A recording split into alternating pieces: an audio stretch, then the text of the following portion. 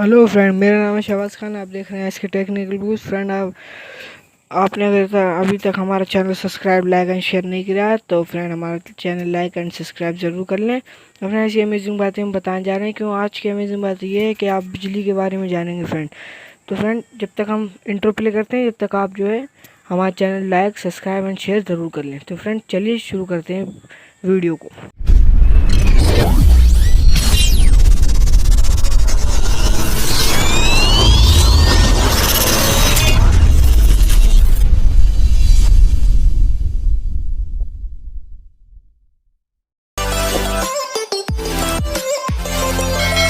आकाशीय बिजली का निर्माण कैसे होता है फ्रेंड? आपको पता ही होगा, धरती और बादल के बीच में कितना फ़र्क है, कितनी दूरी है। जब भी बिजली नीचे गिर जाती है, आप लोग जब कभी भी बिजली के गिरने की घटना को सुनते हैं तो मन में सवाल उठता होगा कि ये बिजली आती कहाँ से है और बादल में छुपी होती है।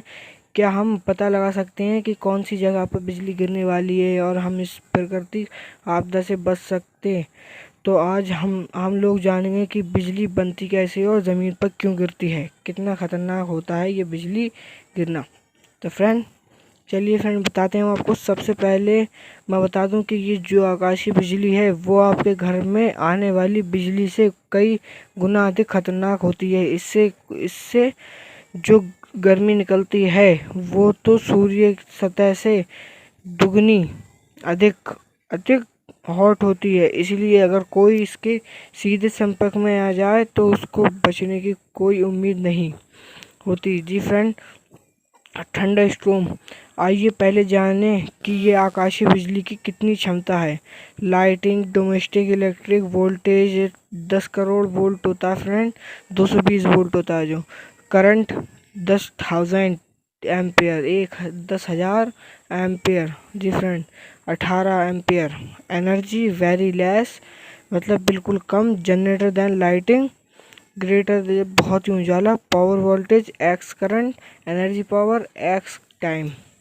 टाइम पे और करंट जो होता है वो टाइम पे चलता है फ्रेंड, पावर एनर्जी का।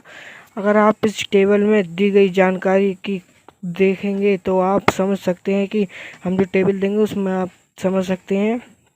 ये हम आपको अभी टेबल देंगे वो आप देखिएगा जी फ्रेंड। लेकिन ये इतने कम समय माइक्रो सेकेंड में होता है कि इसका जो एनर्जी है वो बहुत कम हो जाता है। मैंने जो फार्मूला लिखा है एनर्जी का, इससे आप देखिए टाइम से गुना क्या गया है। टाइम जितना कम होगा एनर्जी उतना कम हो जाता है। अगर यही बहुत अधिक समय के लिए हो तो फिर दुनिया में आफत आ जाएगी। अब सवाल ये उठेगा कि जब इतना अधिक वोल्टेज होता है, बिजली जहाँ गिरती है सिर्फ वही नुकसान क्यों पहुँचता है? इतना अधिक वोल्टेज होने के बावजूद भी हमें उतना नुकसान इसलिए नहीं पहुँच पाता क्योंकि बादल और धरती के बीच के एयर गैप है जो फ्रेंड, जो हवा है उसका जो गैप है वो इतना अधिक है कि इससे सामने इसका वोल्टेज काफ़ी नहीं है। जी फ्रेंड, थोड़ा कम हो जाता है, वरना एक बिजली के गिरने से शहर बर्बाद हो सकते हैं फ्रेंड। जो हवा का गैप होता है इससे जो है बिजली जो है थोड़ी कम हो जाती है पावर उसकी। जी, अब चलिए बात करते हैं कि ये बादल में बनती कैसे है और बनते तो धरती पर क्यों गिर जाती है। जी फ्रेंड, धरती पर क्यों गिर जाती है?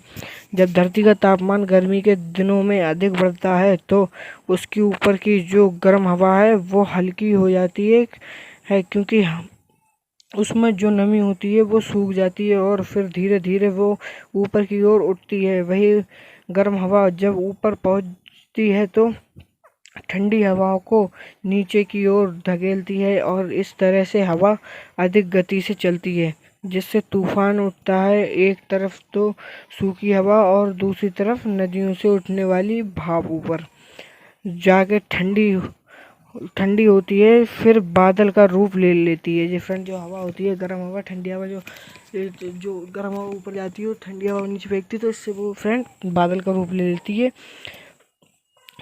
प्लस वी। जी फ्रेंड, चार्ज हल्का होता है और वो बादल के ऊपर के हिस्सों में रह जाता है। इसी और क्योंकि नेगेटिव चार्ज भारी होता है जो जो फ्रेंड तो बादल के निचले हिस्से में आ जाता है। इसके वजह से दो चीज़ें होती हैं जी फ्रेंड। एक तो आप देखते होंगे कि बादल के अंदर ही बिजली चमक रही होती है कभी कभी, और दूसरा बिजली धरती पर गिर जाती है। जी फ्रेंड, कभी कभी बादल के अंदर ही आप देखते हो चमकती है, कभी नीचे गिर जाती है। अब ये समझिए कि कब बिजली बादल के अंदर ही चमक रह जाती है और कब बादल से निकलने पर धरती पर आ जाती है। जी फ्रेंड, तांडव मच जाता जैसे होता है।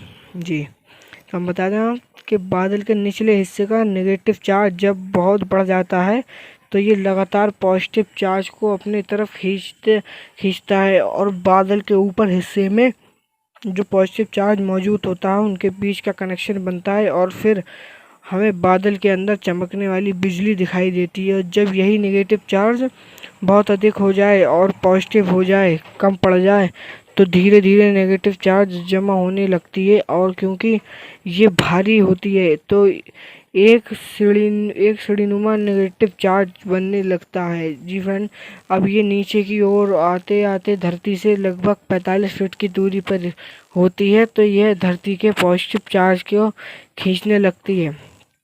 इसका काम आसान, धरती है लंबी पेड़ है, नकल नहीं फटा,